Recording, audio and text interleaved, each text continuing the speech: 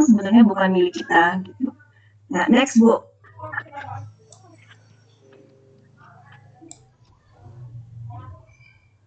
Iya, ini sejalan dengan yang disampaikan oleh Prof. Saung pada kegiatan bulan yang lalu ya kalau tidak salah, itu disampaikan bahwa kita sebagai guru sebenarnya merangkum 3 masa gitu. Jadi kita kuliah, ibaratnya gini, kita kuliah itu di masa lalu, tetapi kita harus mengajar di masa sekarang untuk menyiapkan siswa di masa mendatang. Nah, tapi berdasarkan riset beliau gitu, berdasarkan berbagai referensi, sebenarnya yang terjadi pada hari ini adalah guru-guru inspiratif itu langka gitu, seperti itu. Lanjut Bu.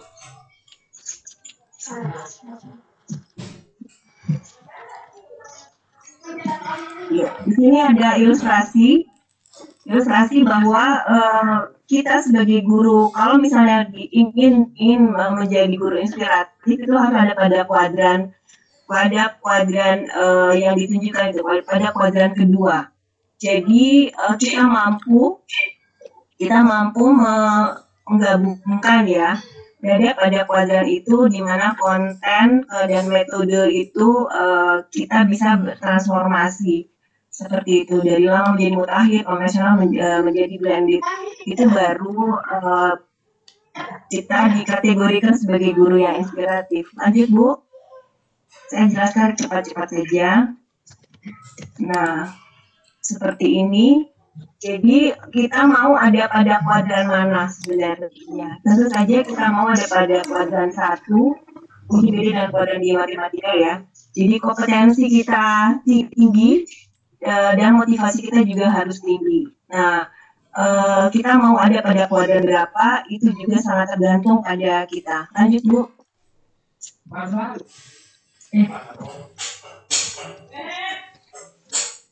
Oh, ini masih sama. Sorry. Lanjut Bu.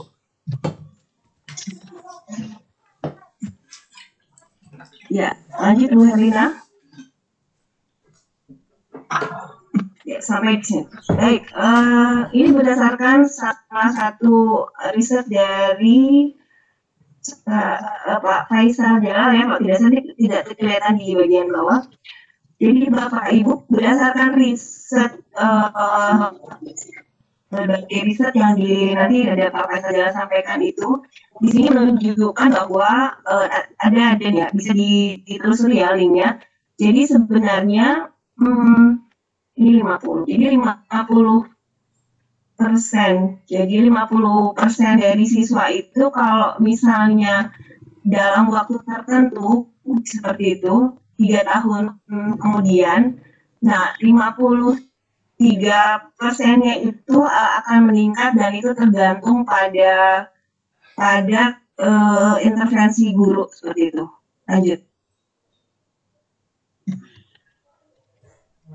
Lanjut Herlina. Ya, jadi singkat cerita sebenarnya berdasarkan riset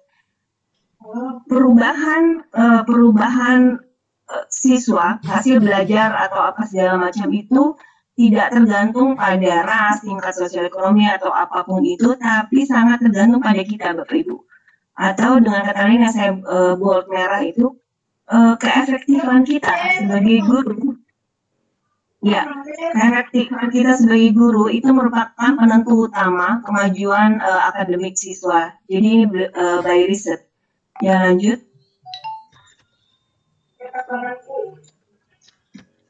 Ya, stop.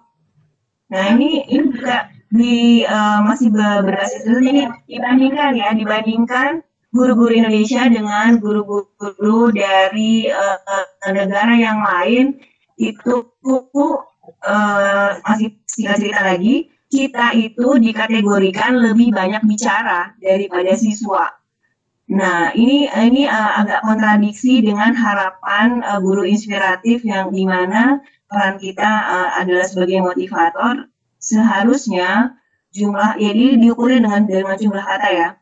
Jadi jumlah kata siswa seharusnya lebih banyak daripada kita. Nah, guru-guru Indonesia tuh masih lebih mendominasi. Nah, ini sebenarnya kritikan kepada kita, kalau misalnya kita ingin menjadi guru inspiratif, berarti ada yang harus dilakukan perubahan.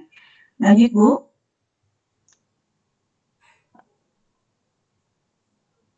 Iya, di sini. Jadi berdasarkan riset juga, nanti Bapak Ibu bisa telusuri ya. Nah, di sini dilihat berdasarkan diagram lingkaran, kalau guru kemudian digabung dengan karakteristik siswa, itu berarti keberhasilan siswa itu sudah bisa diprediksi akan lebih baik gitu. Bapak Ibu bisa lihat proporsi kita sebagai guru 30% dan karakteristik siswa adalah 49%. Kalau digabung 75%, sisanya itu yang kecil-kecil. Nah, berarti saya ingin menyampaikan kepada kita semua, Bapak Ibu, bahwa kita sebagai guru itu punya peran yang sangat penting gitu, punya peran yang sangat sentral kalau mau saya bilang. Ketika kita berhasil memahami karakteristik siswa, kemudian kita juga efektif dalam melaksanakan pembelajaran, berarti kita sudah bisa membantu siswa seperti tadi. Walaupun kita belajar dengan ilmu masa lalu dan mengajar di masa kini, kita sudah ikut serta menyiapkan siswa di masa mendatang. Lanjut, Bu. Oke. Baik, ini contoh ya. Jadi sebenarnya kalau kita baca cerita-cerita seperti itu ya, kasus Thomas Alva Edison pada hari Rabu yang lalu disampaikan Thomas Alva Edison walaupun dia tuh memiliki ya termasuk ABK gitu ya, tapi dia cerdas. Tapi sebetulnya ada cerita-cerita yang lainnya bahwa sebenarnya dia dikeluarkan dari sekolah karena dia memiliki disleksia. Jadi sebenarnya tidak mampu untuk ada kekurangan penemu Thomas Alva Edison itu. Bayangkan dia dikeluarkan dari sekolah karena pada saat itu dianggap nggak mampu, padahal dia adalah ABK. Kemudian banyak cerita di balik saya menjadi guru seperti itu ya. Jadi sebenarnya kita itu dipengaruhi oleh image tentang guru, kemudian pengalaman kita dengan guru. Termasuk saya jadi guru matematika karena saya menyukai guru saya waktu SMA gitu. Dan kalau mau diingat-ingat, kita itu mengingat guru itu jarang mata pelajarannya, jarang kontennya gitu. Tapi kita mengingat guru karena apa yang Bapak Ibu guru itu lakukan dan berkesan pada kita. Nah, ada pesan almarhum Prof. Widodo, pernah menjadi Kapus PMATK, itu menyindir kita semua, guru-guru yang tidak mau belajar itu ibaratnya sampai marahnya pun sama gitu, dari tahun ke tahun. Nah, ini adalah contoh, ini adalah siswa saya waktu di Kaimana, mencari saya di Jogja, dan ketika ketemu itu menceritakan bahwa saya jadi bagian dari keberhasilan mereka. Ini semuanya anak UGM. Lanjut, Bu.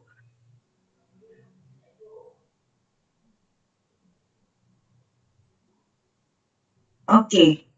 Jadi saya ingin menyampaikan kepada kita semua sebenarnya kaitannya dengan peran kita sebagai guru. Banyak lah ya definisi-definisi tentang guru, kemudian ada 4 kompetensi kita sebagai guru, tapi pada dasarnya kita sebagai pribadi itu harus mencari tahu sendiri gitu. Kan kita bekerja itu harus bahagia. Nah, sebetulnya letak kebahagiaan kita itu di mana gitu. Apakah di menerima gaji, tunjangan, segala macam gitu. Apakah kalau dapat hadiah, ikut lomba itu bahagia atau apa gitu. Nah, kalau saya meletakkan kebahagiaan saya adalah saya benar-benar ingin menjadi bagian dari keberhasilan mereka di masa mendatang gitu. Saya pernah dan itu akan terus menjadi suluh ya, menjadi penyemangat pada saat misalnya kita menemukan siswa yang tidur pada saat kita mengajar. Apakah ada yang bagaimana sikap kita? Kita hukum, atau apakan gitu. Saya pernah di Kaimana menyelamatkan anak, dia mau dikeluarkan, sudah rapat guru, kemudian dia harus dikeluarkan keputusannya, dan semua kecuali saya itu setuju kalau dia dikeluarkan karena dia kasus melempar kaca sekolah pada saat itu gitu. Nah, tapi saya langsung bilang karena ini adalah anak saya yang saya ajar, bukan anak wali saya bilang Pak Kepala Sekolah, saya jaminannya saya akan rubah dia dalam kita lihat perkembangan dia berubah atau tidak. Jadi ketika yang mau dikeluarkan itu tahun berapa ya waktu itu ya?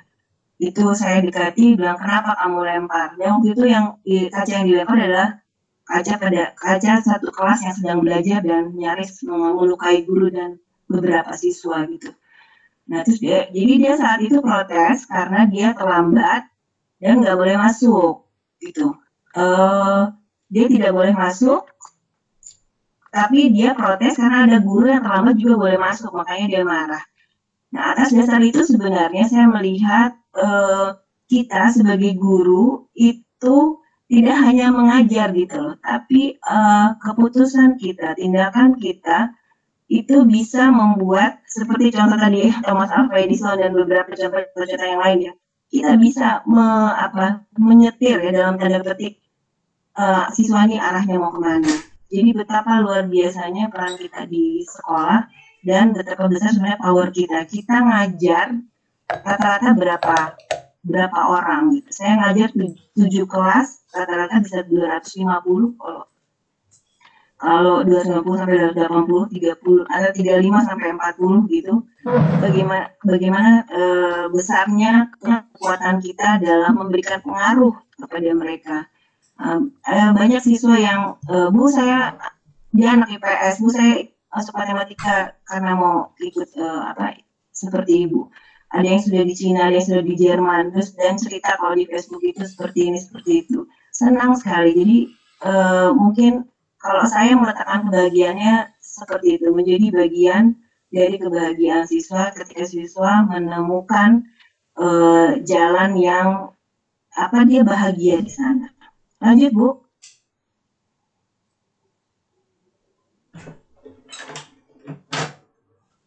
Oke. Masih memahami peran guru Bapak Ibu.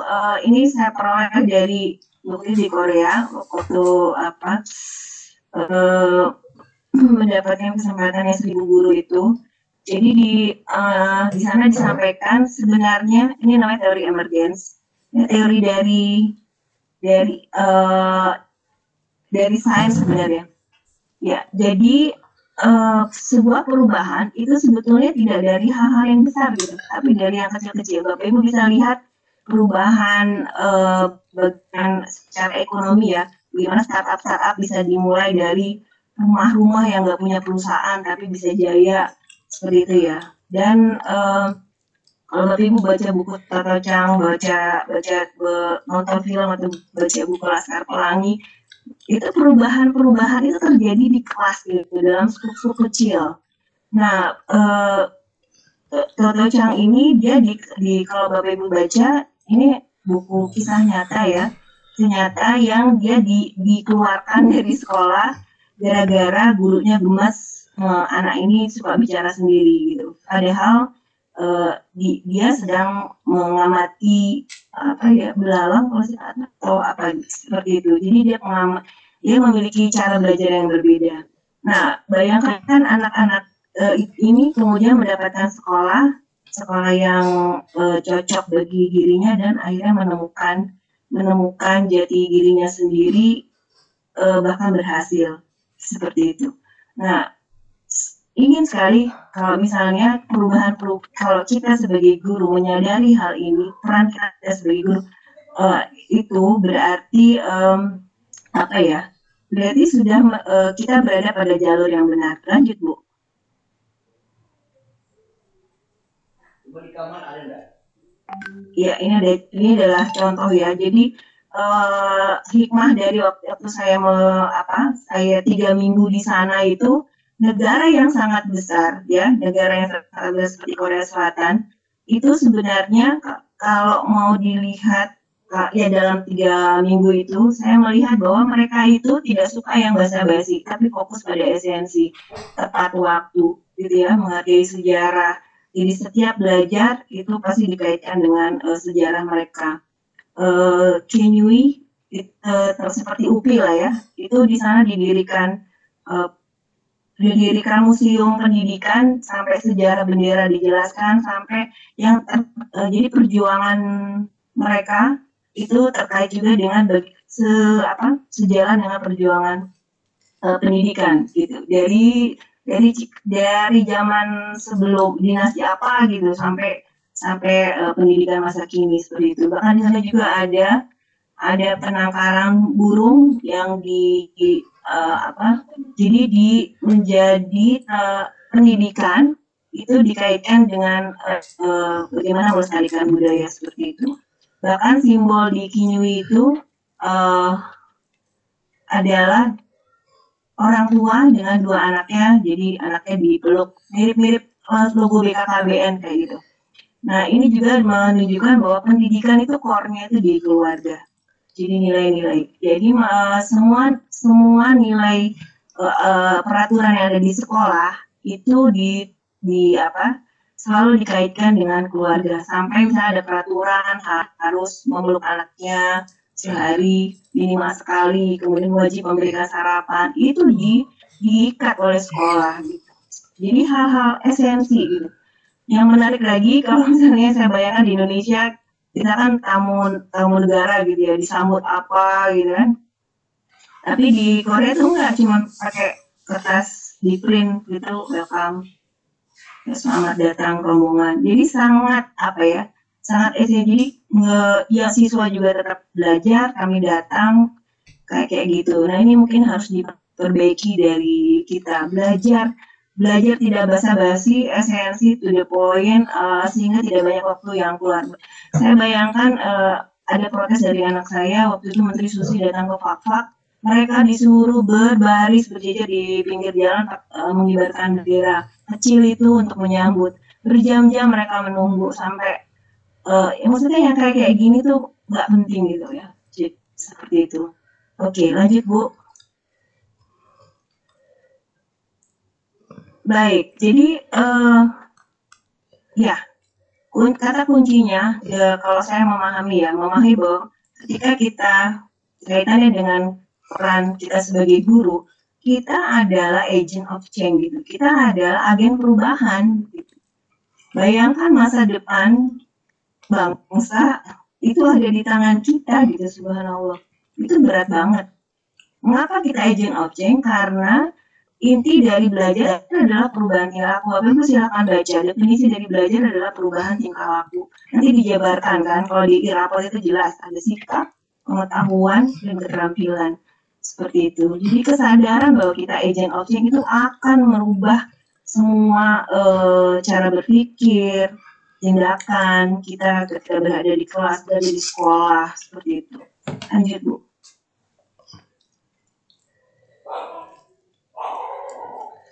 Baik, kaitannya dengan judul sebenarnya ya. Jadi Bapak Ibu pada saat kita PJJ ini kan luar biasa ya, ada perubahan yang kalau mungkin teman-teman IG tidak terlalu karena memang terbiasa menggunakan segala macam tools seperti itu. Tapi kita pada saat PJJ ini memang dipaksakan untuk melakukan atau mencoba memindahkan kelas gitu tatap muka ke secara daring sehingga bertaburanlah segala macam pelatihan untuk belajar ini belajar itu, LMS ini LMS itu segala macam. Iya, dan itu semua adalah tawaran atau alat bagi kita untuk bagaimana bisa terhubung dengan siswa untuk untuk bisa kurikulum itu tetap berjalan. Oke, lanjut Bu. Saya tidak akan terlalu mendalam di sini. Oke, cuma 2 slide aja. Siap.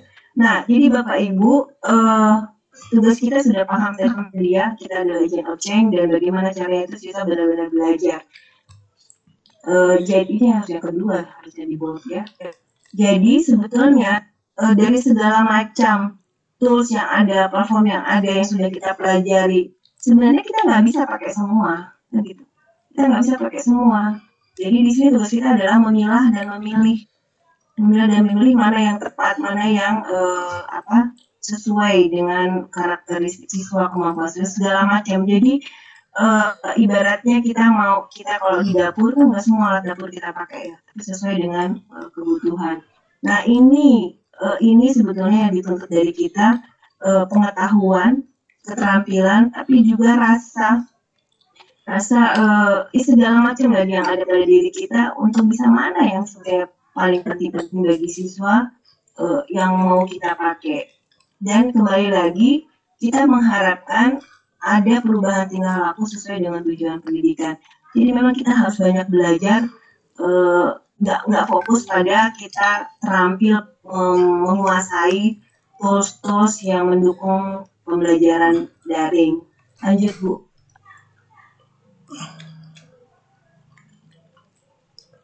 Ya, kita masuk yang ketiga ya. Kita skip aja. Jadi karakter sudah tentu kalau Bapak Ibu lihat ini nggak kelihatan gitu karena terkait dengan kejiwaan. Dan mulai 2017 walaupun sebetulnya budi pekerti itu sudah dari zaman kita ya ditanamkan, tapi dengan PPK itu mulai digalakkan kembali, diingatkan kembali bahwa kita sebagai guru harus mengaitkan semuanya. Lanjut Bu. Biar nanti fokus pada yang keempat aja. Iya. Jadi Bapak Ibu, setelah kita sudah paham tentang tugas kita sebagai guru sebagai agent of change itu, kemudian kita sudah punya nih skill segala macam tools itu, platform apa segala macam untuk bisa berkomunikasi, mendeliver, membagi apa semua yang terkait dengan administrasi kali ya, seperti itu. Nah sekarang gimana sih kita memahami karakter peserta didik? Nah kalau Bapak Ibu baca, karakter itu kaitannya dengan kebiasaan-kebiasaan baik. Dan kebiasaan-kebiasaan itu kalau secara teori itu nggak bisa instan, gitu ya, nggak bisa instan. Nah ini sebetulnya yang saya pernah hadir di satu seminar dan salah satu penyajinya itu pada saya S2 dari Australia. Dia meneliti di Indonesia, jadi dia menyindir sebenarnya berbasis data ya, karena itu penelitiannya dia. Yang dia sindir kepada kita adalah orang Indonesia itu cirinya itu tidak sabar ya, tidak sabar ini segera melihat hasil. Padahal kalau kita baca teori nggak usah jauh-jauh lah, anak kita sendiri itu untuk merubah dia menjadi nilai-nilai yang baik itu betul-betul terinternalisasi dalam dirinya, itu nggak bisa seminggu 2 minggu, bertahun-tahun, dan harus punya cara gitu untuk bisa benar-benar tertanam dan menjadi miliknya sendiri. Oke, lanjut Bu.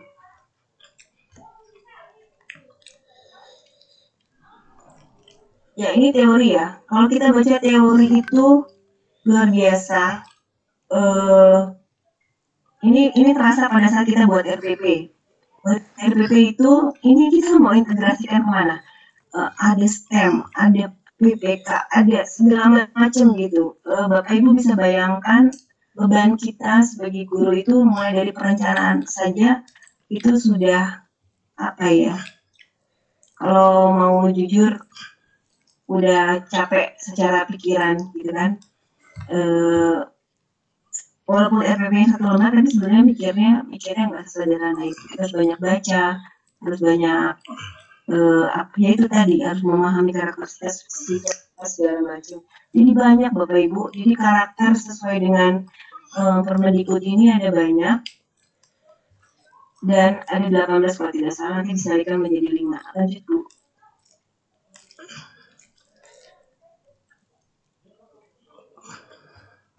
Iya, jadi 18 ini Bapak Ibu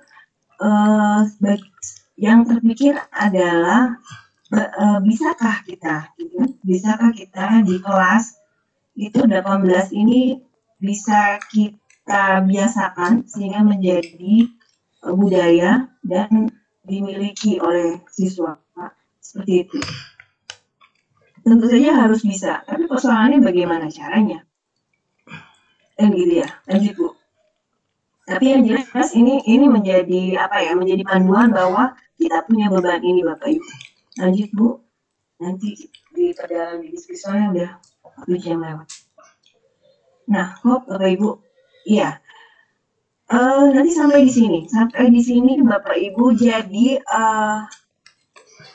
apa yang tadi sampaikan tentang ini ya, tentang betapa banyak yang harus kita perhatikan kaitannya dengan bagaimana karakter itu dimiliki oleh siswa. Jadi untuk yang ketiga ini sebenarnya berujung pada pertanyaan gimana menilainya, ya? Bagaimana menilainya? Karena pada saat PJJ, pada saat tatap muka saja kita susah banget untuk menilai. Saya melihat berbagai macam laporan ketika itu jarang yang menjelaskan tentang kesulitan. Tapi pokoknya kelas itu baik-baik saja, meningkat, pengetahuannya meningkat, keterampilan meningkat, sikapnya meningkat, sudah aja. Padahal mari kita jujur, tidak ada kelas yang lurus saja. Itu di dalamnya dinamis banget. Hari ini kita ngajar baik-baik, minggu depan kita ngajar itu macam-macam. Nah, termasuk pada saat PJJ kemarin, masalah itu banyak sekali seperti itu ya. Sudah buat ketentuan, misalnya setiap 1 minggu ada Vicon akan di absen. Tapi dari 36 yang hadir sekian, buka classroom, tugas itu sudah dibuat, tapi hanya 10%, di bawah 10% yang mengumpulkan. Ini masalah Bapak Ibu. Nah, bagaimana sebetulnya menilai karakter peserta didik ini, itu yang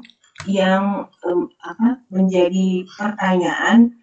Dan dalam perjalanan itu saya di ujung-ujung itu saya menemukan yang akan saya bagi kepada Bapak Ibu. Lanjut Bu. Suara masih stabil kah? Bu Herlina?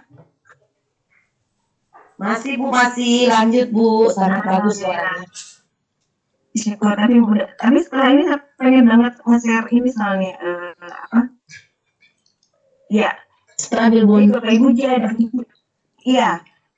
Jadi oke, yang keempat ini sebenarnya kuncinya. Jadi sebenarnya kan kita berperan sebagai agent of change tadi. Kita wajib kan untuk merubah. Kita wajib untuk merubah perilaku siswa dari kurang baik menjadi baik, jadi tidak sopan menjadi sopan segala macam. Nah, ini lebih saya seriusi ketika mendapatkan hibah ini tadi ya. Lanjut Bu. Kami berenam, saya salah satunya tahun yang lalu. Lanjut Bu. Oke, top. Ya, baik Bapak Ibu, dalam perjalanannya nanti sebetulnya saya ingin buka hasil riset saya, mudah-mudahan saya bisa share screen. Pada kan 2 siklus ya ketika saya di situ. Di siklus pertama itu kan kita melihat pengetahuan, keterampilan dan sikap. Nah, itu luar biasa sulit sekali untuk mengumpulkan data, seperti itu ya. Kemudian dari kesulitan itu saya mendapatkan saya berdiskusi dengan teman-teman, tapi juga saya berdiskusi dengan anak saya. Kebetulan pada saat itu anak saya sedang di Akpol dan saya waktu mengolah data dari Magelang, jadi dia juga PJJ di Magelang. Jadi sempat berdiskusi dan alhamdulillah saya mendapatkan inspirasi. Ini mungkin saya akan bagi kepada Bapak Ibu. Semua institusi itu mengalami hal yang sama dalam hal bagaimana menilai bagaimana menilai keberhasilan PJJ. Nah, di Akol itu ada sesi di mana kami orang tua secara personal dengan siswa dikasih duduk begitu ya, terus vikon pakai Zoom dan disampaikan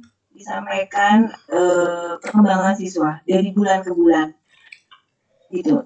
Ini saya rekam dari private, tapi yang ingin saya bagi adalah ini bagus untuk kita yang bisa kita adopsi di kelas maupun di sekolah. Nah, jadi kaitannya dengan karakter itu harus dikembangkan indikatornya seperti itu. Dan indikatornya itu harus disampaikan juga oleh siswa dan progresnya juga harus disampaikan kepada siswa maupun juga kepada orang tua. Jadi indikatornya di sini pada Agustus berjemur makan bergizi kesamaan ABCD itu semua dikirim fotonya seperti itu dan ada time limit. Nah itu yang diukur. Nah di situ dijelaskan indikator ini kalau misalnya tidak dilakukan atau misalnya ada jamnya kan yang apel kayak gitu. Misalnya mereka terlambat itu dikategorikan pelanggaran. Nah jumlah pelanggaran itu yang menjadi ukuran penilaian.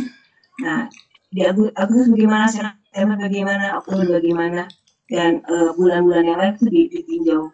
Nah progres ini kalau misalnya disampaikan ke tiga pihak berarti ya, dari pihak akademi, sekolah, kemudian siswa dan orang tua itu baru bisa terpadu. Nah persoalannya kita dalam pelaksanaan PJJ ini terhubung nggak ketiganya? Kalau memang tidak terhubung berarti memang agak susah seperti itu. Ini inspirasi yang saya kemudian terapkan di siklus 2. Jadi ini memang agak di luar ini. Jadi di siklus 2 ada perombakan instrumen penilaian di mana indikatornya saya perketat, saya perjelas, dan akhirnya lebih mudah menilai dan kelihatan siswa juga memahami apa yang harus dilakukan. Lanjut Bu.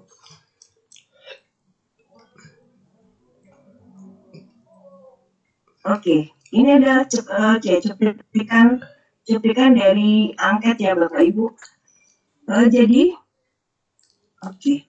Mudah-mudahan saya bisa share screen ya, hasil dari riset saya. Jadi Bapak Ibu, ini sudah berapa menit lagi ya? Iya, di sini saya menyampaikan bahwa langsung kesimpulan mungkin bisa ya. Jadi ketika kita sebagai guru memahami peran kita sebagai agent of change, sebagai agen perubahan, kemudian kita punya skill untuk meramu itu lewat berbagai macam tools yang kaitannya dengan PJJ dan kita berusaha untuk merubah karakter siswa yang kurang baik menjadi baik seperti itu tadi. Nah, jadi cara yang saya pakai kemarin adalah menggunakan jadi kami itu berkomunikasi dengan menggunakan WA group, kemudian Messenger, kemudian Google Classroom, ada Vicon menggunakan Google Meet ya. Itu ada mesin yang ditawarkan menggunakan mesin informasi ya, menggunakan teknologi internet.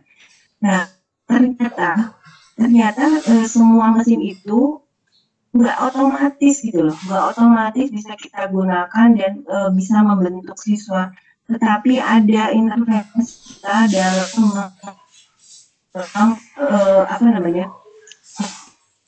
kan Bapak Ibu pada siklus 1 itu siswa misalnya tidak mengumpulkan tugas. Nah di situ hampir putus asa kan.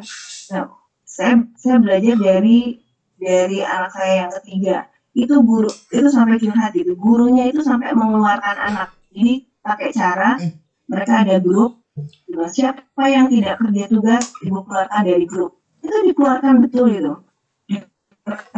ini dianggap sebagai apa namanya, dianggap sebagai pembelajaran dan ada lah. Tapi ketika saya berdiskusi dengan anak saya, dia kelas SD kelas 5, bilang mama, yang dikeluarkan itu sampai bilang sampai putus asa dan lebih baik saya tidak sekolah lagi gitu.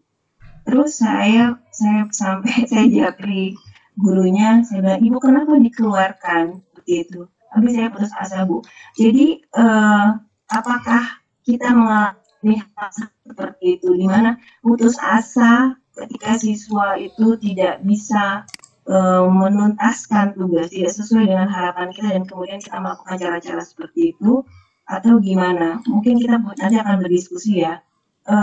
Nah, saya terinspirasi dari yang dilakukan oleh guru anak saya itu, ya, tapi yang saya lakukan tidak.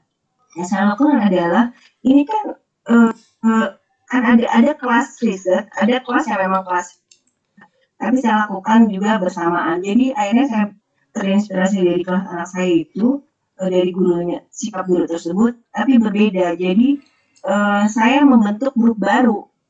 Saya tidak membubarkan grup lama, tapi membentuk baru.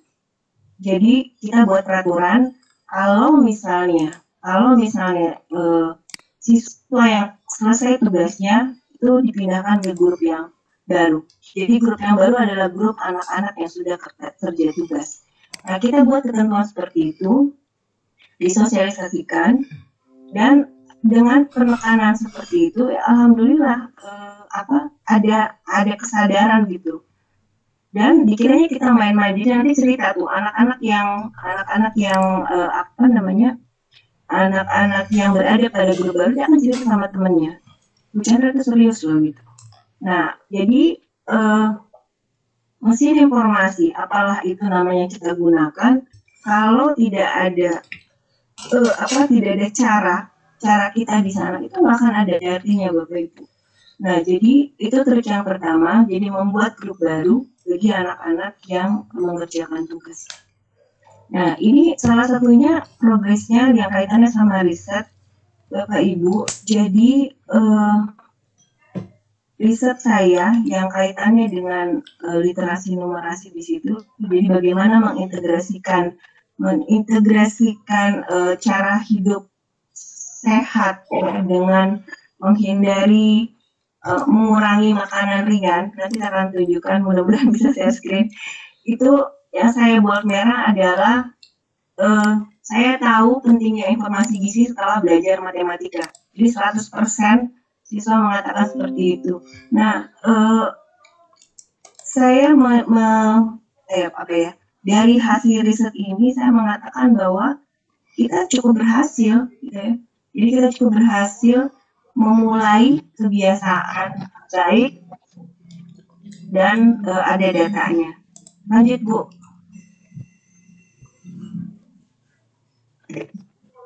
Udah habis kayaknya ya. Oke. Iya. Baik, saya coba kalian screen. Atau ada pertanyaan ke Bapak Ibu sebelum saya coba. Iya. Saya mau tunjukkan. Iya. Saya stop ya. Mungkin ada pertanyaan. Oke. Saya stop. Oke. Saya ingin banget menunjukkan karya tulis saya. Iya. Mudah-mudahan suara saya tidak terganggu. Bunda Umi, sudah ada pertanyaan. Ya, sudah ada pertanyaannya Bun, boleh dipindahkan? Sebentar, ke siapa? Ke Bucan. Saya dong. Iya, maaf. Iya. Sudah ada pertanyaan belum? Sebelum saya lebih jauh. Iya Bapak Ibu, sebelum narasumber kita melanjutkan pemaparan materi, silakan bertanya. Kalau ada yang ingin ditanyakan secara langsung, boleh dengan cara raise hand atau mengetikkan pada kolom chat. Hostnya di Bunda Herlina ya. Oke, siap. Oke, ada Pak Dani. Halo Pak Dani. Ya Ibu. Oh maaf Bu Dani ya. Iya. Silakan Bu, langsung saja ke narsum kita. Ya. Assalamualaikum Bu Chandra. Waalaikumsalam. saya mendengar pemaparan Ibu Chandra. Ya, mendengar pemaparan Ibu Chandra itu sangat terkesan Ibu, luar biasa bagi saya. Yang ingin saya tanyakan Ibu, dari pemaparan Ibu tadi,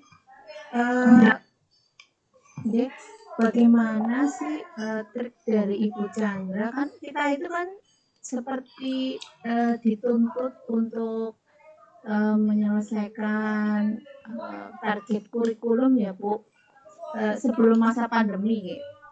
Nah, bagaimana triknya Ibu Chandra ketika kita diberi target kurikulum itu selesai dengan anak itu enjoy gitu Bu, dengan santai tapi serius dan target kurikulum tercapai. Karena mungkin murid-murid saya bukan sekolah yang sekolah unggulan gitu ya Bu, yang muridnya memang inputnya itu sudah bagus gitu. Jadi saya kadang-kadang kesulitannya di apa ya namanya, pencapaian kurikulum yang tidak membebani anak gitu Ibu. Itu aja Bu triknya dari. Iya, terima kasih Bu Dani. Silakan Bu Chan.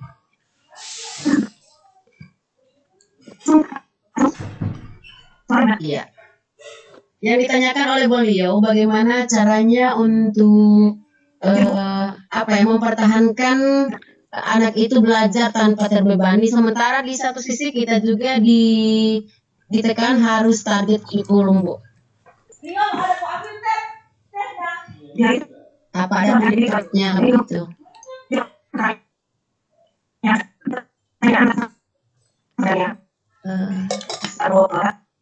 Ini putus-putus Bu.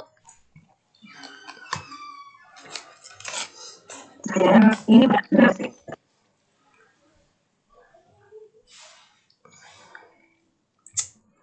Sih kayaknya Bu ya. Oh iya, sekarang bagus Bu. Kayaknya udah bisa share screen, iya.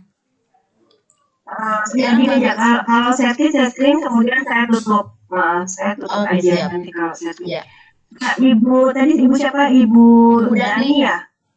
Iya. Iya, Bu Dani mungkin ini ya, ini juga untuk kita semua. Sebetulnya kita nggak boleh begitu gitu, nggak boleh. Kita bukan betul kita bekerja untuk pemerintah, tapi sebetulnya kalau kita baca dengan baik, kurikulum itu bisa kita kembangkan Bu, bisa kita kembangkan dan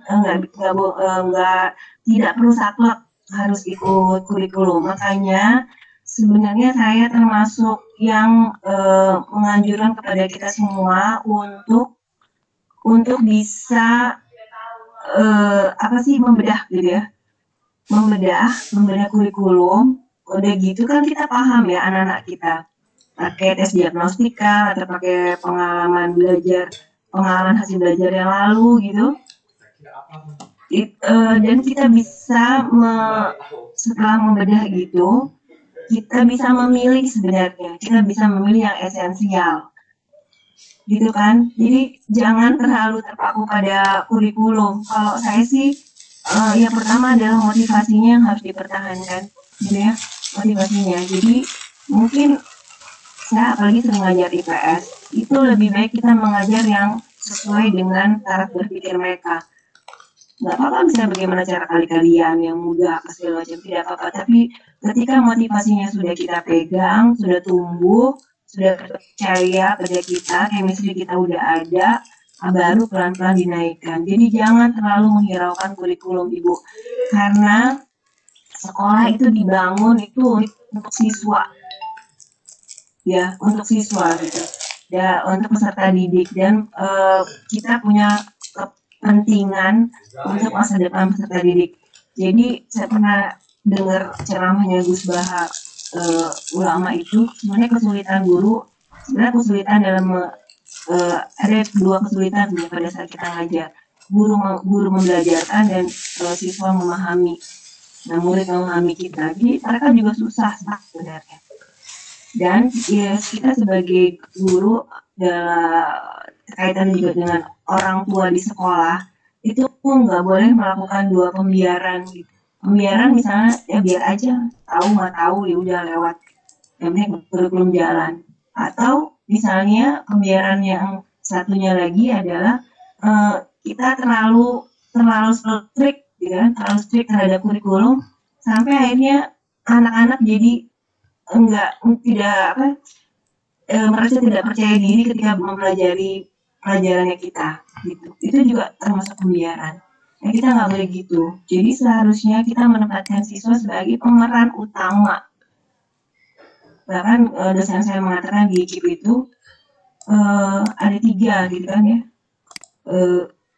Siswa pendidikan itu dibangunnya 3 pilar: guru, peserta didik, dan kurikulum. Dan kurikulum itu bukan kurikulum yang dari pemerintah, tapi kurikulum yang melekat pada diri guru gitu.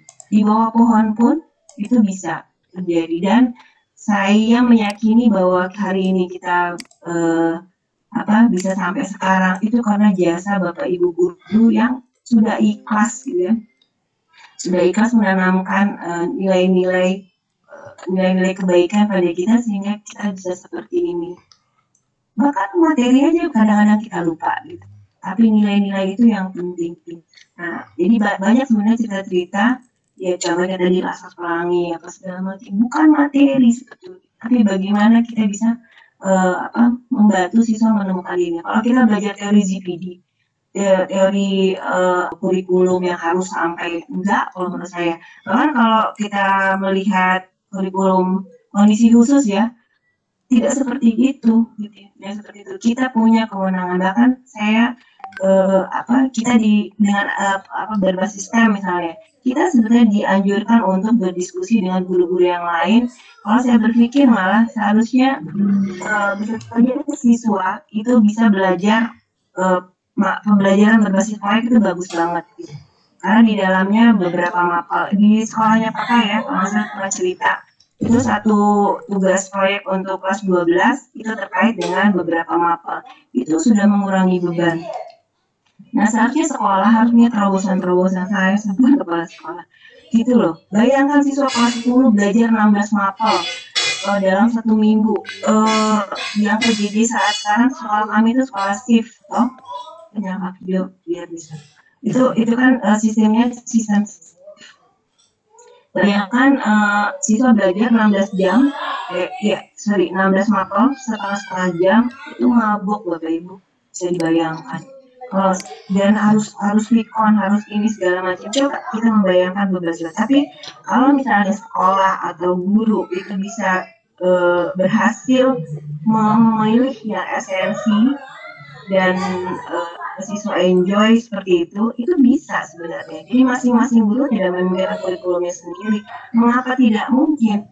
Kalau kita baca keberhasilan Finlandia misalnya, yang siswanya bisa memilih mapel sesuai kesukaan atau di Totocam cerita itu tuh cerita tentang pada saat Perang Dunia Pertama, Perang Dunia Kedua kalau nggak salah ya. Itu sekolah yang memfasilitasi perbedaan siswa dan siswa itu happy. Nah itu sebetulnya harus kita pikirkan bersama. Kalau misalnya sekolah tidak menunjang, paling tidak di kelas kita.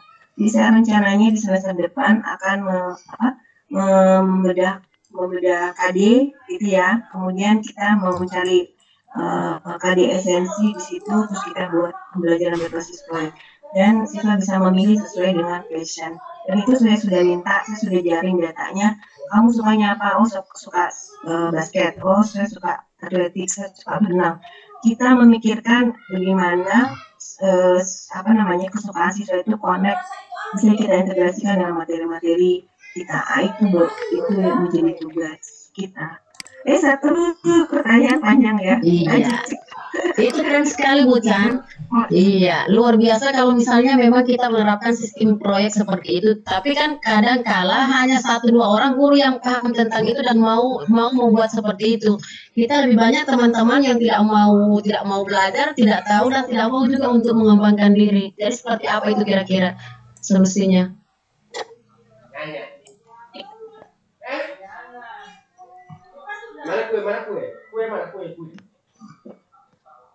Ya, halo.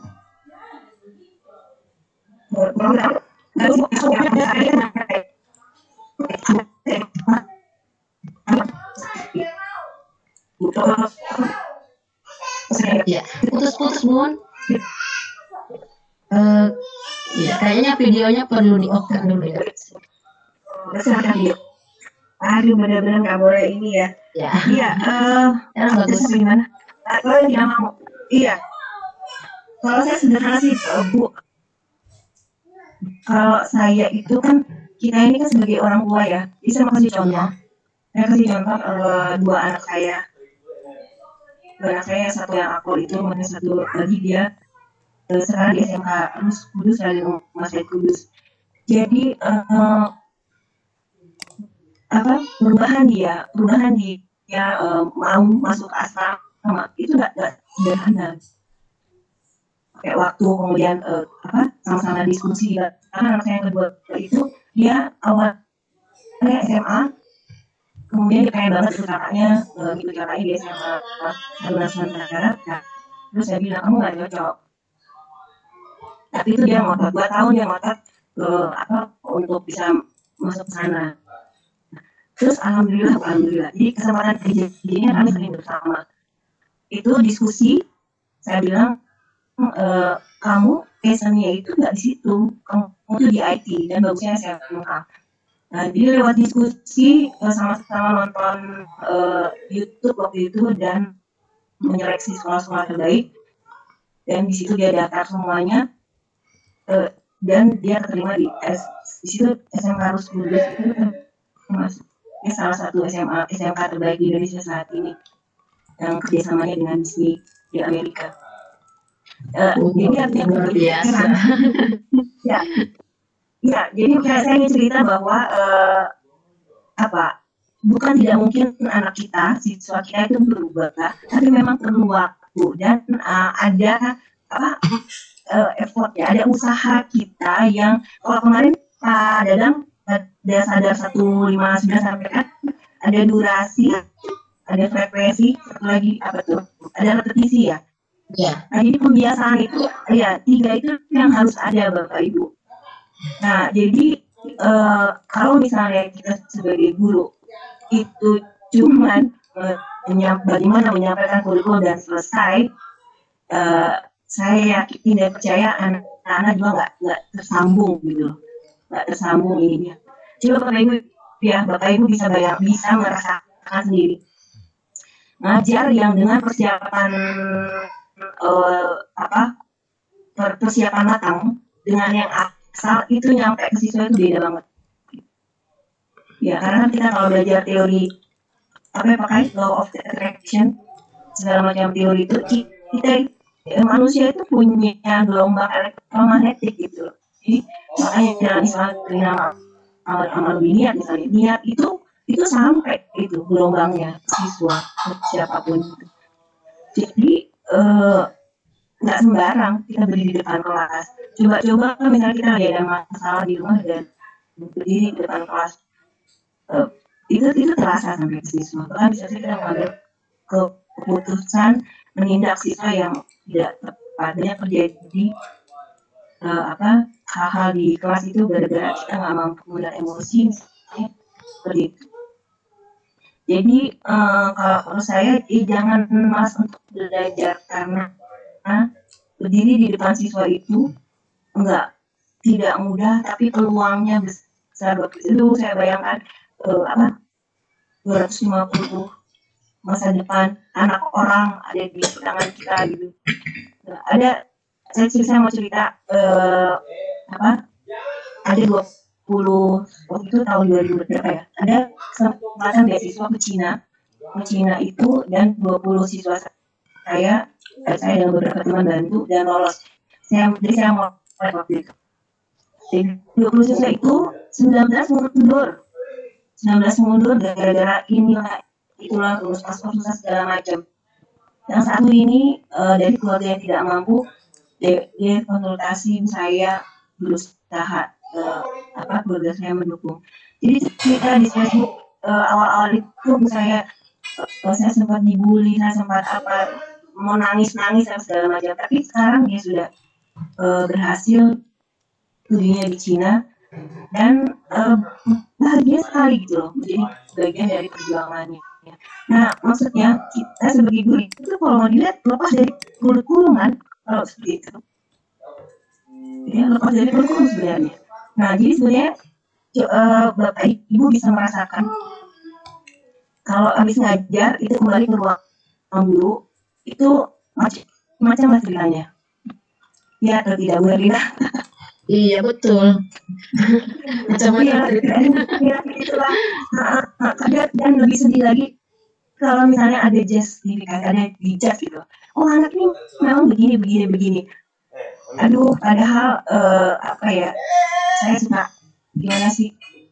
Belum tentu gitu. Belum tentu. Ya, ini pemalas. Ini banyak tidur. Iya. Iya, seperti itu yang dia menyebut. Betul, dan itu sebetulnya apalagi kalau itu sudah dirapatkan dalam dalam rapat guru, betapa hebatnya kekuatan seorang guru dalam mengarahkan masa depan anak. Gitu.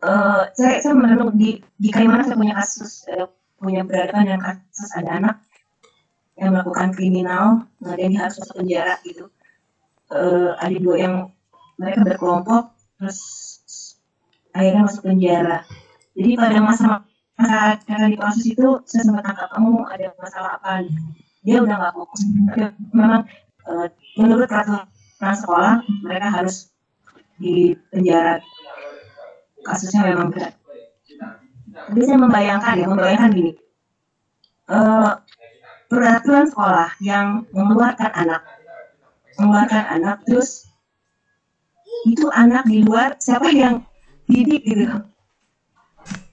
Saya mikir kalau semua anak dikeluarkan, yang semua anak bermasalah dikeluarkan, semua anak bermasalah diskors, terus tugas kita apa? Kita hanya membina anak-anak yang baik. Saya kadang berpikir seharusnya sekolah punya cara. Saya pernah diskusi sama kakak di Gorontalo ini. Gitu, dia berusaha untuk anak yang mau dikeluarkan itu bisa dibina, sampai dia mohon itu anak, saya jangan dikeluarkan, kalau saya dikeluarkan saya di dalam saja seperti ini, apalagi saya nanti dikeluarkan, siapa yang mau bina saya. Jadi untuk pengajaran banyak tools ya, banyak cara, anak-anak bisa belajar sendiri kan. Tapi yang mengerikan adalah bagaimana kita bisa membangun karakter siswa itu yang harus dari diri kita sendiri. Itu Ibu buku Iya. Sebelum habis. Baik, silakan. Kalau memang suara saya tidak bisa, saya ini dulu.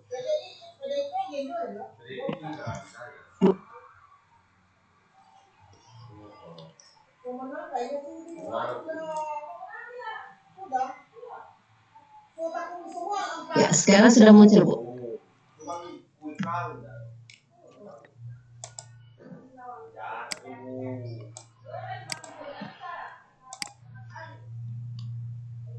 Ibu langsung lagi ada yang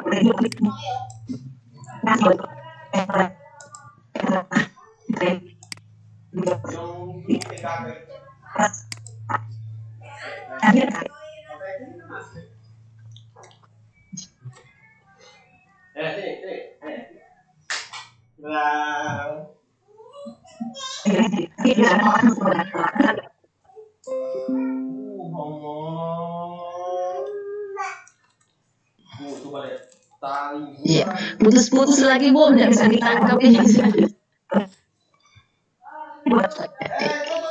Ini tampilan bagus, tapi suara putus-putus.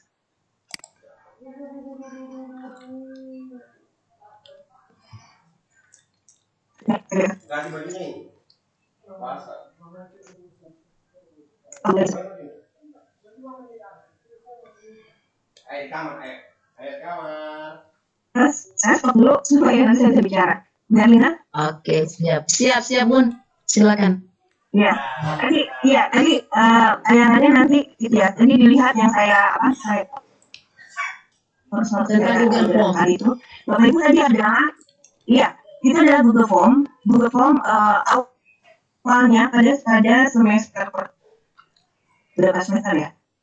Ya 3 semester di awal kami sekolah memakai Google Form untuk segala macam penilaian termasuk pas, dan anak-anak itu kalau sudah dapat ya sudah waktunya 2 jam karena kerjanya itu hanya beberapa menit. Ini juga masalah adalah ini kita bikin soal itu setengah mati pakai visi pakai segala macam, tapi anak-anak kerja dengan bahkan bisa buka browser yang lain untuk menjawab, itu gimana gitu ya kontrolnya, itu juga menggelisahkan gimana sih caranya. Nah, kalau misalnya saya di matematika saya pakai cara setiap soal harus kirimkan cakaran. Kalau kirim cakaran tidak akan diakui seperti itu. Tapi itu juga ada masalah karena ada penjaringan apa segala macam. Nah, kemarin saya pakai cara Bu Herlina tadi lihat Google Form tadi, saya mencoba pakai cara, nanti teman-teman bisa nanti lihat kembali tayangannya ya. Jadi pakai cara saya tidak pakai token, tapi saya menuliskan nama anak-anak yang tugasnya lengkap, kan biasanya ada syarat tuh. Saya ada 4 tugas baru bisa ikut pas misalnya. Nah di Google Classroom kan kelihatan tuh ada berapa anak. Jadi nama anak-anak itu yang saya munculkan.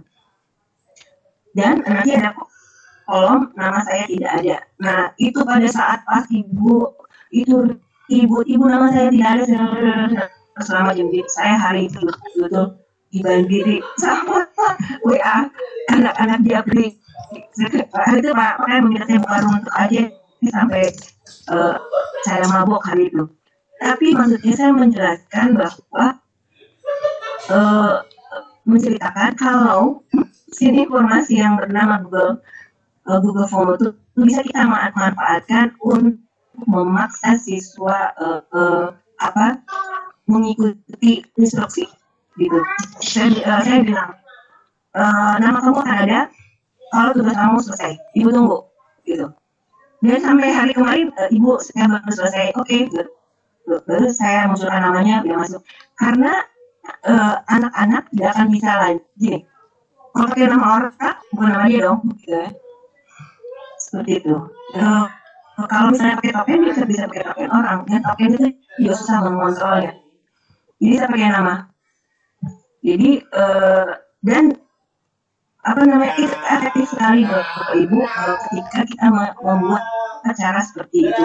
Dan alhamdulillah dan ini penemuan baru aja sedikit saya dengan saya upload itu bilang mama harus dibuat kata kuncinya ya, harus dibuat. Jadi gini, anak-anak itu misalnya bukan ini adalah abad 21 sehingga kita harus belajar dengan keras, enggak seperti itu gitu.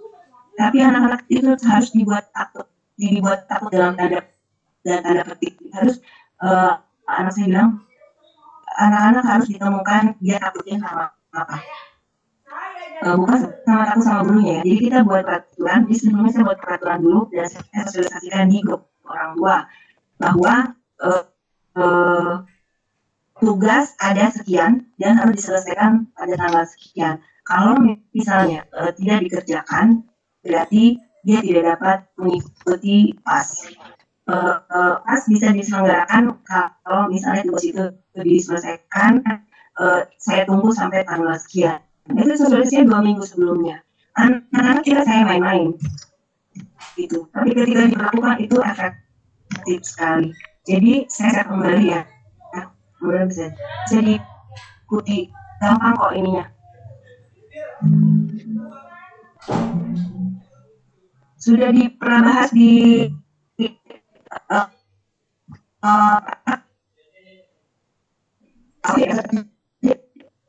ya, putus-putus Bun.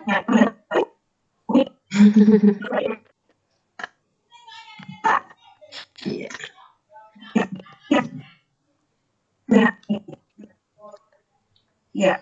Ya, ini sudah muncul Bunda. Hilang lagi.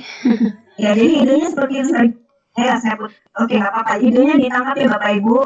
Mudah nanti bisa dibuka kembali materi dari Pak Sohib.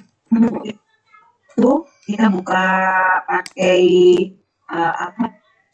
bisa pakai multiple choice atau apa namanya, ada 2 breakdown ya, breakdown seperti itu. Tapi Bapak Ibu nggak usah nanti ambil data dari Excel, nanti tinggal copas itu nanti muncul sendiri, baru dibuat seperti itu. Nah, cara seperti itu memang agak ribet, tapi merupakan salah satu cara untuk bagaimana membentuk karakter. Nah, ada lagi yang saya mau share Ibu Herlina sebelum waktu habis. Iya, silakan Bun. Ya, jadi sebetulnya Bunda ya, anak-anak itu ikut ketika aturannya jelas. Seperti tadi kan disampaikan, ini tugasnya harus selesai 2 pekan. Setelah 2 pekan akan diadakan ujian semester seperti itu.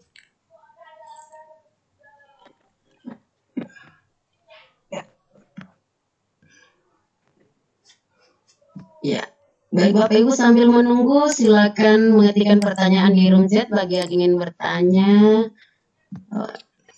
Bunda, ini ada yang raise hand, bisa dijawab langsung Bunda ya. Halo.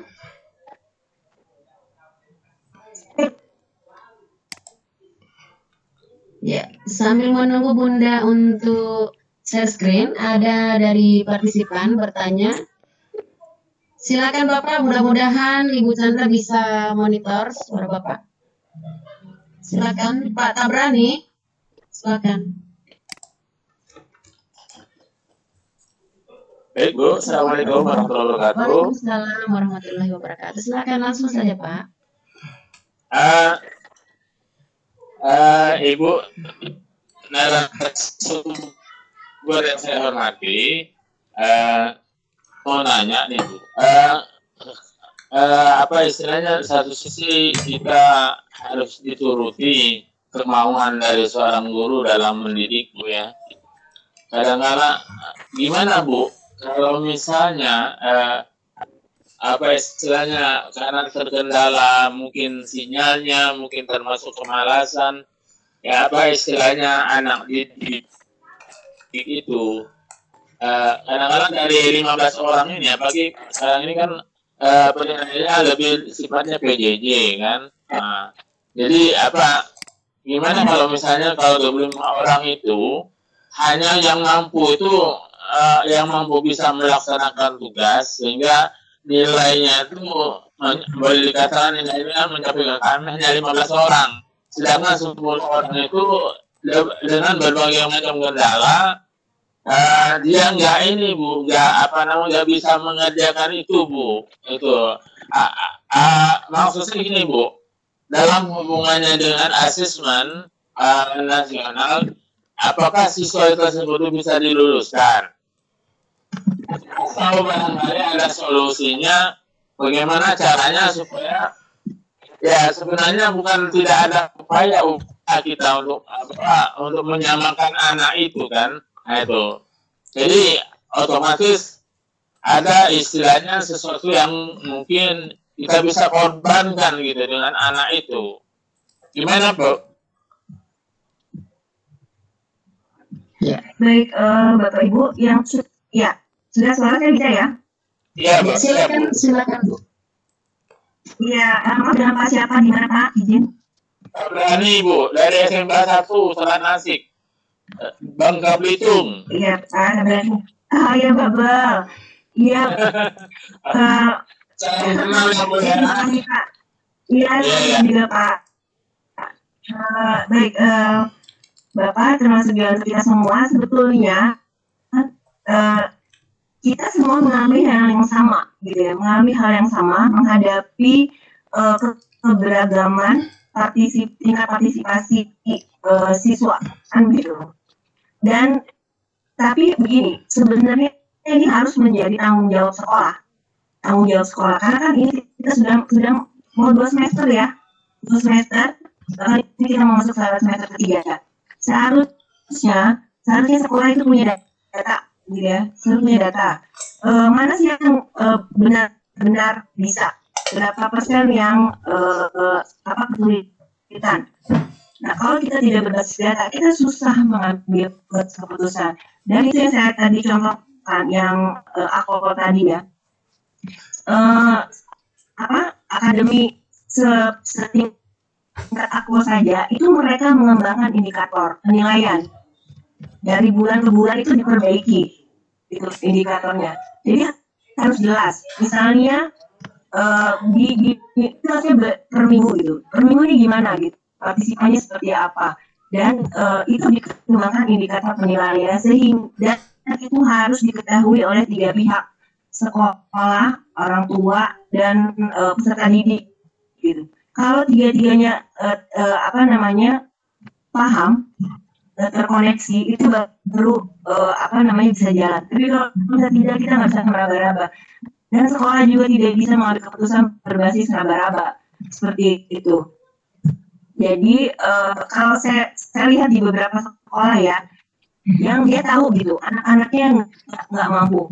Jadi orang tuanya itu nganterin tugas atau anaknya nganterin tugas. Jadi aturannya kayak gitu. Jadi sebelum BDR itu disampaikan, 1 minggu ini anak-anak harus kerja tugas ini. Nah, nanti guru-guru datang ke sekolah. Jadi guru-guru itu saya lihat di Magelang itu ada sekolah yang dekat rumah.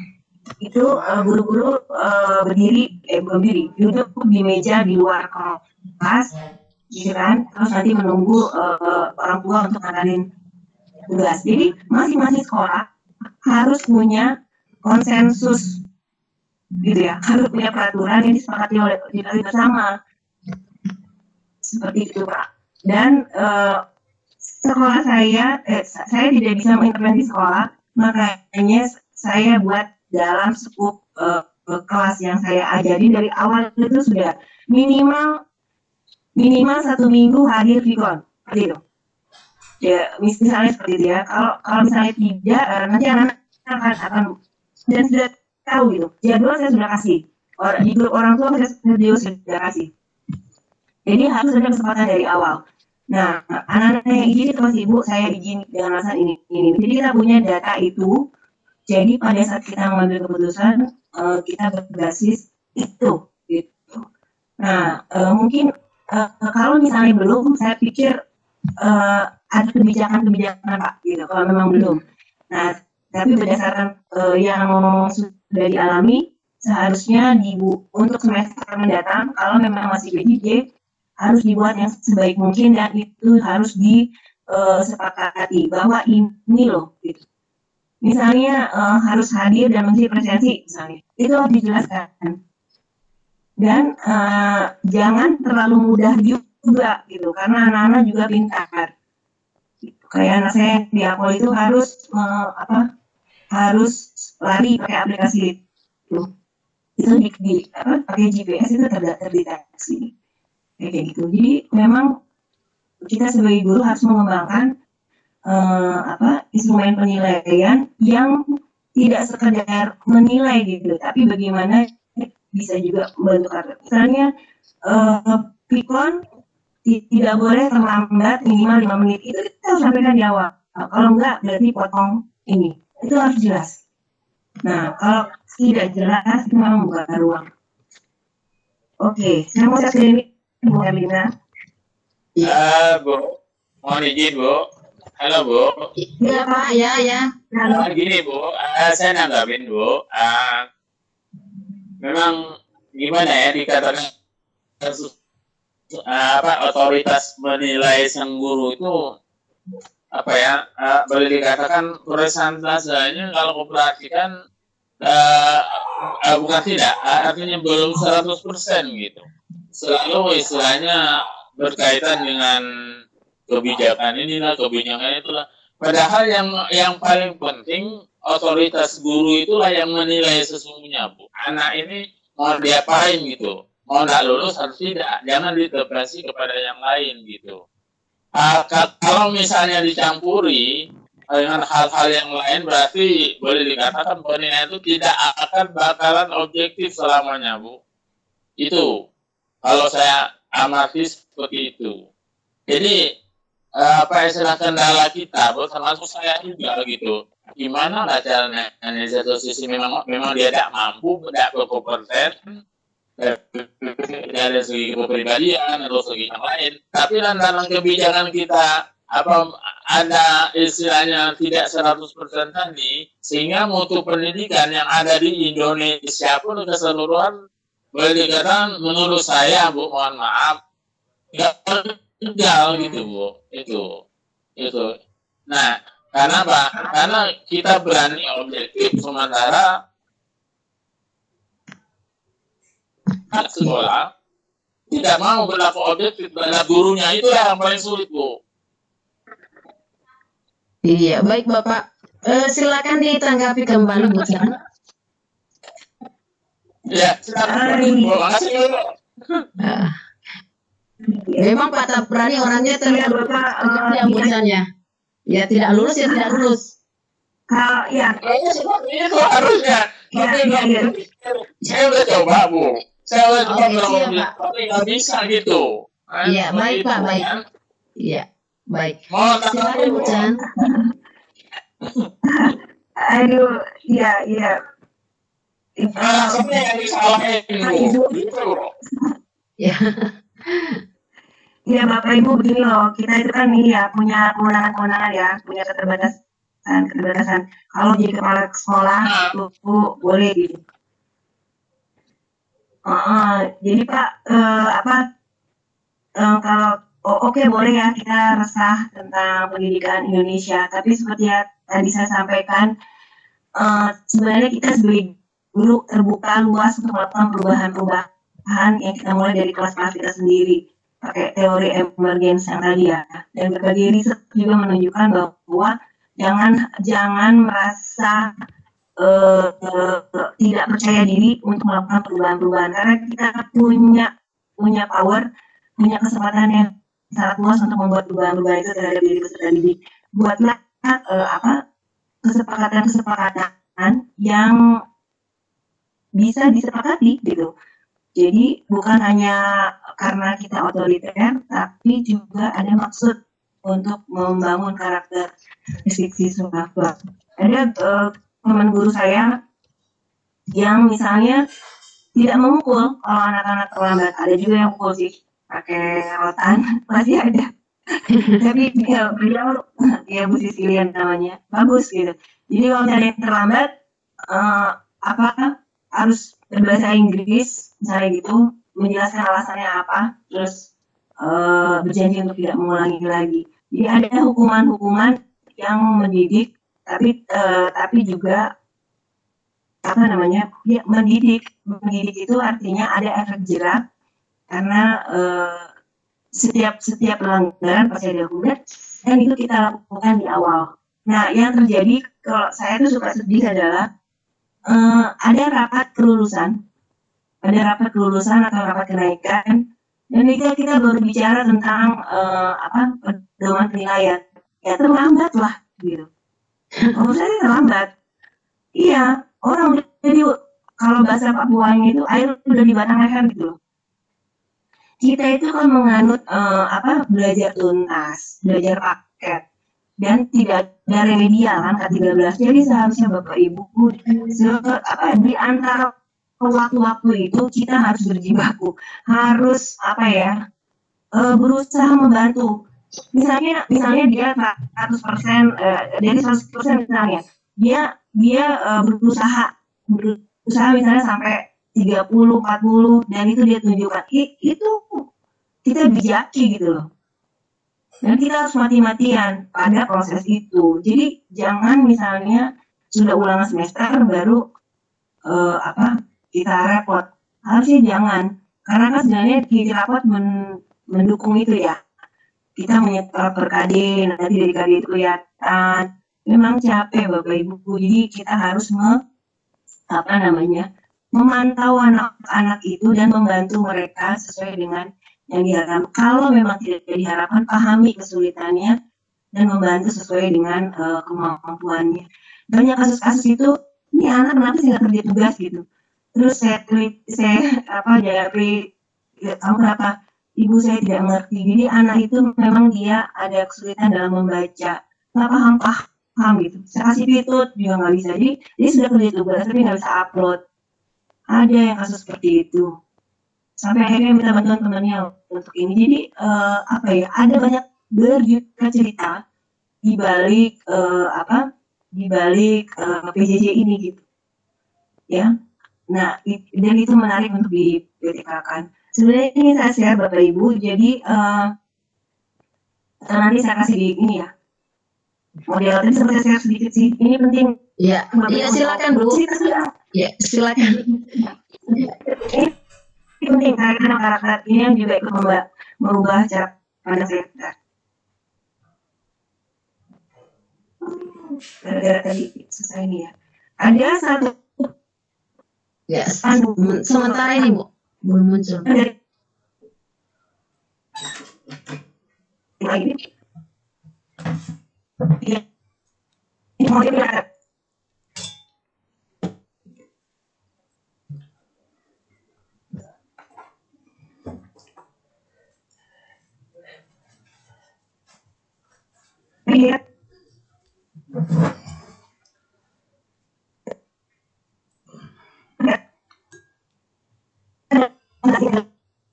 Ya, jadi kita menyimak dulu apa yang ditayangkan oleh narasumber kita Bapak Ibu ya.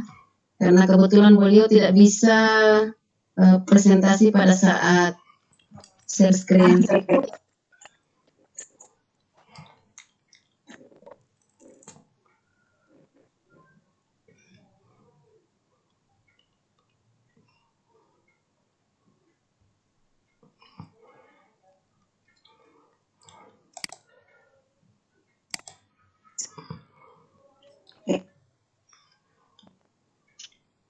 Ya, sudah dapat intinya ya Bapak Ibu. Jadi kaitannya sama karakter, saya perlu jelaskan kaitannya sama PDK saya. Jadi pada saat siklus 1 itu betul-betul bingung gitu, bingung mengukurnya karena respon anak-anak itu macam-macam gitu. Kesulitan anak juga macam-macam pada saat menyelesaikan tugas, pada saat kami dalam proses pembelajaran gitu. Nah, di situ saya ini butuh indikator gitu, butuh indikator gimana saya menilai, kan? Seperti itu. Nah, tadi sudah tayangkan, ternyata pemerintah tahun 2017 sudah mengeluarkan model penilaian karakter. Dan Bapak Ibu nanti bisa lihat di situ, bisa cari sendiri, ternyata yang 18 tadi, itu sudah dijabarkan 4 indikator, ya. Ada MB, mulai memerlukan bimbingan, kemudian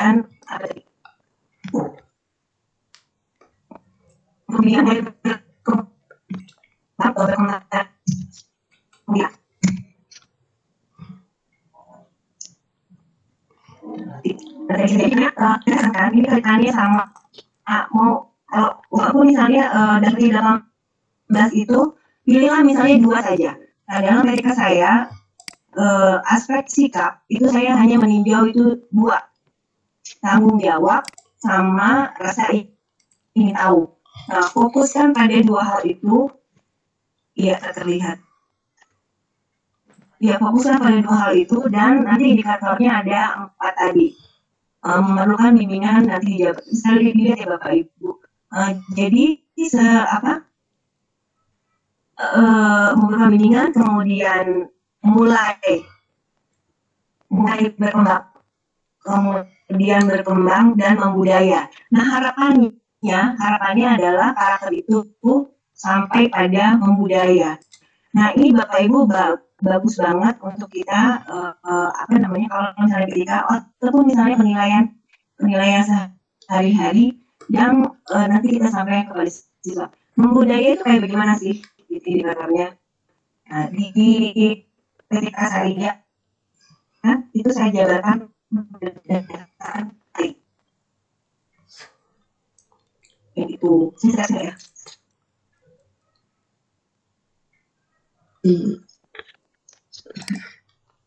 Ya, itu Bapak Ibu amunisi untuk pengawasan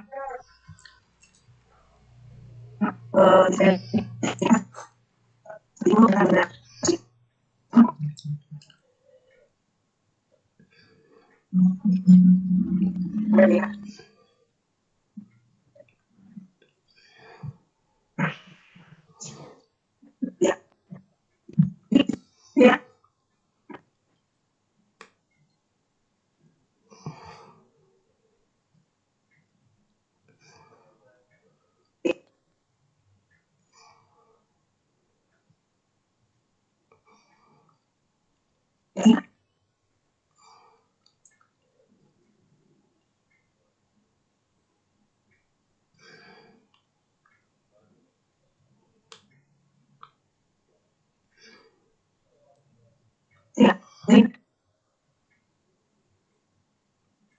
Ya, halo Bu Rina.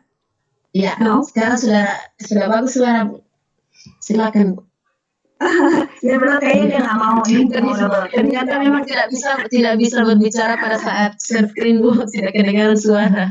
Terus putus. Iya, ya, mohon maaf ya. Tapi saya sudah sampaikan ya Bapak Ibu. Jadi gini deh, kekurangan kita adalah kita sebagai guru sebenarnya kita suka pakai perasaan, suka pakai intuisi pada saat menilai gitu. Jadi mungkin untuk semester depan silakan mari kita mulai untuk mengembangkan indikator penilaian di aspek manapun, gitu ya, di aspek pengetahuan, sikap dan K13 itu kan aspek sikap yang utama ya di bagian utama dan sikap itu kaitannya sama karakter gitu. Jadi kaitannya sama judul mencari mesin pembentuk karakter itu saya mau jawab itu tidak ada karena yang manusia itu bukan mesin gitu. Ya, tetapi kita bisa memanfaatkan mesin-mesin informasi itu untuk membentuk karakter dengan cara seperti tadi, membuat peraturan grup tertentu, kemudian mensyaratkan untuk mengikuti pas seperti ada namanya gitu ya. Jadi kita membangun sistem di mana siswa nggak bisa tembus kalau misalnya dia tidak bisa tugas. Itu indikator tanggung jawab gitu. Jadi tanggung jawab siswa menyelesaikan tugas itu adalah karakter. Nah, jadi penilaian dari kerja saya di situ saya dari 2 siklus itu yang tidak berkembang dan berubah adalah indikator tanggung jawab gitu. Karena siswa sampai hari ini masih belum menyelesaikan tugas sesuai dengan kesepakatan, dan itu merupakan tanggung jawab kita semua menyampaikan kepada siswa bahwa tugas itu bukan buat guru gitu, tugas itu memang dikerjakan dari level tugas rendah sampai tugas rendah aja nggak dikerjakan, apalagi yang susah. Ditanya apa sebabnya, saya cukup keras kemarin. Kenapa? Karena saya deteksi anak-anak sanggup update status, sanggup main game gitu. Saya telusuri saya dapati, tapi dia nggak bisa kerja tugas. Ini gimana? Jadi jangan terlalu percaya Bapak Ibu kalau misalnya sinyal jangan terlalu percaya. Jadi betul-betul kita harus menyelidiki. Dan saya mendapati anak-anak menggunakan alasan-alasan terjadi percayaan.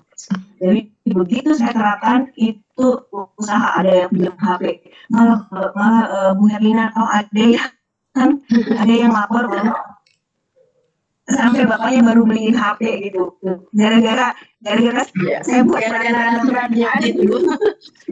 Iya, terus sampai kamu nggak apa-apa kan? Dia ada rasa bersalah juga, takutnya ada yang mendesak gitu. Artinya bahwa peraturan yang tegas, ya kan, tegas bisa kok ditegakkan. Contoh misalnya misalnya kalau saya tidak mampu gini, tapi harus naik pesawat mengunjungi orang yang sakit misalnya, atau harus naik pesawat maka yang saya mau naik mau umroh gitu. Nah, itu kita upayakan ada uang dengan segala cara seperti itu. Jadi apa ya? Mari kita buat sistem mesin informasi yang ada itu kita pakai semaksimal mungkin. Gimana caranya tidak bisa ditembus secara enak-enakan aja seperti itu. Itu sih Bu Herlina, ini sudah jam 6 terbang. Ini bukan sudah lewat dari pukul 21 WIB. Di tempatnya Bucan ini sudah mendekati pukul 23 ya? Iya, ini setengah 12 udah mau 23. Iya. Mungkin Bunda Umi kita tutup ya, atau bagaimana Bunda? Kasihan Bu Chandranya sudah jam 12. Pertanyaan. Silakan Bunda, kita closing statement saja. Karena memang perbedaan waktu mohon dimaafkan untuk semua hal yang terjadi di malam hari ini. Kita berada di 3 tempat yang berbeda dengan waktu yang berbeda, sehingga di tempat saya sekarang pukul 22:29, di tempatnya Bu Chandra sudah mendekati pukul 12 ya, 12 malam. Silakan Bu Chandra. Tadi ada yang protes itu siapa tadi? Ada pertanyaan saya, gimana itu Pak Pumu? Gimana tadi? Ya, halo Bapak Tadi ada yang di chat. Oh, yang di chat. Pak Oke. Pumu, bagaimana dengan pertanyaan saya? Yang mulia? Oh, ya bentar. Saya lihat dulu, ini enggak kelihatan chatnya. Mungkin perlu dibuka ya. Atau dia buka aja, tanya langsung deh. Oh ini nanti di respon mereka. Ya, silakan raise hand Bapak yang masih ingin bertanya tadi, yang belum tuntas ya. Belum tuntas dijawab oleh narasumber. Siapa Pak? Silakan raise hand supaya saya bisa buka mic-nya. Pak Wanto. Pak sudah baca sih soalnya. Oke, silakan baca. Iya silakan. Iya, memang ini Bapak Ibu, kita sudah baca buku ya, baca teori, karena setiap tindakan kita itu kalau misalnya tidak berbasis teori, kan kita profesi kita sebagai guru, berarti memang nggak boleh asal. Jadi sebenarnya nggak boleh intuisi, nggak boleh ngejas, tapi harus berbasis teori dan data. Semakin banyak data tentang anak, semakin banyak teori yang kita punya, kita akan hati-hati dalam mengambil keputusan. Ya, kaitannya dengan teori SR ini ya, Pak Pumu, exercise, semakin bertambah jika sering murid sering dilatih dan semakin berkurang kalau belajar. Sebenarnya ini cocok dengan ini Pak, fungsi otak kita itu kan, di otak kita kan terdiri dari syarat-syarat bekerjanya saraf itu akan terjadi proses perpindahan informasi dari sel-sel saraf yang lain kan, ada yang namanya mielin, iya kan? Nah mielinisasi itu mielin itu kan ini, jadi kayak ini lah, saya kemarin nonton YouTube-nya Ibu Dokter Aisyah, Dokter Aisyah ya. Jadi seperti kabel kalau dihubungkan itu kan dia dilekatkannya harus pakai sesuatu yang sifatnya kayak isolator gitu ya. Nah, otak juga seperti itu gitu. Jadi keterhubungan antara satu hari itu bisa 600 lebih dari 1 juta informasi berseliweran di otak kita. Nah, itu kalau bisa konslet kan, makanya orang ada yang depresi segala macam.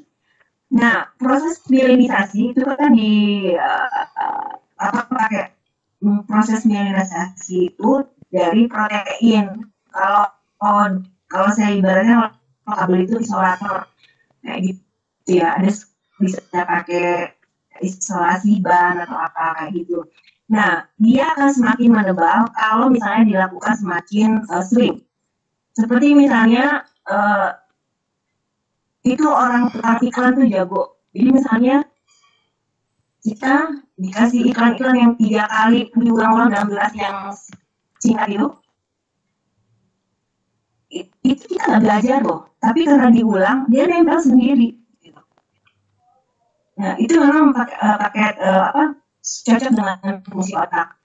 Nah, siswa juga seperti itu. Jadi proses lupa itu karena memang tidak diulang. Dan makanya belajar yang baik adalah bukan hanya melihat, bukan hanya melihat ya, indera penglihatan, mendengar, mengucapkan, tapi juga semuanya gitu. Jadi siswa mempraktekkan.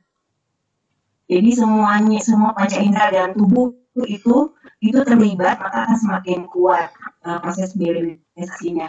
Sama kayak kita belajar naik sepeda, kita belajar menyetir, belajar keterampilan itu kan, naik sepeda itu kan bukan hanya ini naik si kaki kanan gini enggak kan, tapi semuanya kerja.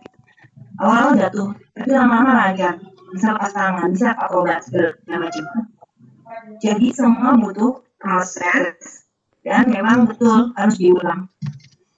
Gitu. Nah, persoalannya kan kita akan bergerak dari materi satu ke materi lain seperti itu ya. Nah, mungkin yang harus dipertahankan adalah cara, gitu ya. Caranya yang harus kita pertahankan. Nanti kan siswa akan mengetahui polanya. Oh, ini dulu. Kalau saya biasanya cerita sesuatu yang dekat dengan mereka, gitu. Jadi pakai analogi seperti itu, baru nanti bisa cerita yang ini ya Bu. Jadi atau teori peran, mereka memerankan seperti itu. Mungkin itu hal umum untuk teman-teman yang lain. Iya, teman-teman yang lain apa ya? Langsung closing statement aja ya Bu. Oke, silakan Bun. Iya, Bapak Ibu, sampai saya belum menjelaskan tentang peluang untuk penelitian di bersaing yang dibuka oleh Seameo Recfon. Nanti buka saja Seameo Recfon, RECFON, itu terbuka untuk kita semua guru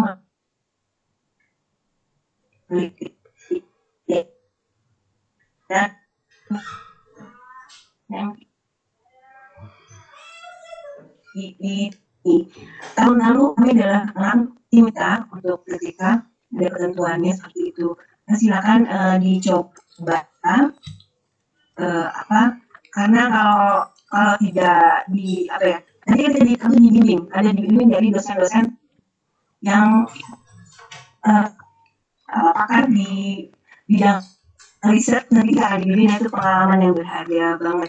10 juta itu nanti harus dialokasikan kebiasaan itu ada jika bakal di karakter. Jadi sehingga kita memerlukan pengembangan indikator karakter. Silakan Bapak Ibu kembangkan. Kenapa ini juga cocok? Karena PJJ karena kita di era pandemi itu sebetulnya salah satu cara untuk menangkis corona adalah berperilaku hidup sehat. Jadi kalau kaitan itu silakan dibuat, tapi kalau misalnya tidak ikut hibah rekor juga, mari kita butuh ya kerja form. Jadi formnya bisa ditandatangani oleh anak dan orang tua. Nah, itu penting kita buat lebih awal supaya kita ingatkan. Kembali ke sini, ini penilaiannya, kembali ke sini. Karena anak nggak bisa lari. Nah, itu saya pikir kita sedang berusaha menggunakan mesin informasi untuk membentuk karakter peserta didik. Itu saja, selamat. Mohon maaf kendala sinyal tidak maksimal, tapi mudah-mudahan tersampaikan Bapak Ibu. Mohon maaf apabila saya dinilai kurang menyampaikan, tapi mudah-mudahan bisa ditangkap inspirasinya. Jangan berhenti, sadarilah bahwa kita adalah agent of change, jadi agen perubahan punya power untuk merubah masa depan siswa menjadi lebih baik sebagaimana yang diharapkan bagi bangsa, negara, keluarga terutama. Oke. Assalamualaikum warahmatullahi wabarakatuh. Waalaikumsalam warahmatullahi wabarakatuh. Yang pertama bahwa guru itu adalah agent of change, dan karena kita itu pembawa perubahan maka harus aturannya harus jelas. Ya, dari awal aturan harus jelas, kemudian komunikasikan, sepakati, dan konsisten. Jadi mungkin itu yang bisa kami peroleh Bu Chan dari apa yang disampaikan tadi. Aturan harus jelas dari awal, komunikasikan baik kepada anak dan orang tua, kemudian sepakati sama-sama, dan yang berikutnya adalah kita harus konsisten. Ketika sudah membuat aturan di awal hingga akhir kita harus konsisten. Ya, terima kasih untuk kebersamaan kita di malam hari ini Bapak Ibu hebat semuanya. Semoga kita bisa jumpa lagi di Sadar edisi ke-161. Alhamdulillahirrabbilalamin. Assalamualaikum warahmatullahi wabarakatuh. Waalaikumsalam warahmatullahi wabarakatuh.